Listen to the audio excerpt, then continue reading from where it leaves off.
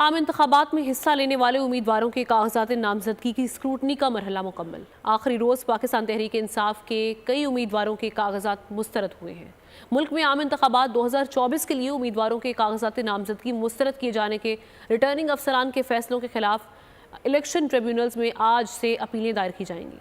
मुल्क भर में आम इंतखाबात 2024 के लिए कागजात नामजदगी मुस्तरद किए जाने के रिटर्निंग अफसरान के फैसलों के खिलाफ इलेक्शन ट्रिब्यूनल में आज से अपीलें दायर की जाएंगी। कागजात नामजदगी मंजूर या मुस्तरद किए जाने के खिलाफ इलेक्शन ट्रिब्यूनल में अपीलें दायर करने का अमल बुध तक जारी रहेगा। आम इंतखाबात में हिस्सा लेने वाले उम्मीदवारों के कागजात नामजदगी की स्क्रूटनी के दौरान तहरीक इंसाफ के 21 उम्मीदवारों के कागजात नामजदगी मंजूर न हुए। हलीमा दिल शेख, फिरदौस शमीम नकवी, खुर्रम शेर जमान के कागजात मंजूर न हो सके। एन 235 से सैफुर रहमान और एन 236 से फिजा ज़ीशान के कागजात नामजदगी को नामंजूर कर दिया गया। अमजद खान, सईद आफरीदी, अताउल्लाह, असलम खान, फ़हीम खान के कागजात भी मुस्तरद हुए।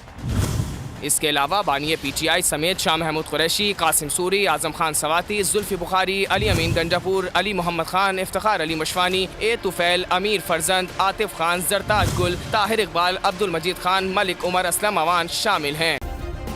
सब्सक्राइब करें और बेल दबाएं ताकि कोई खबर रह न जाए।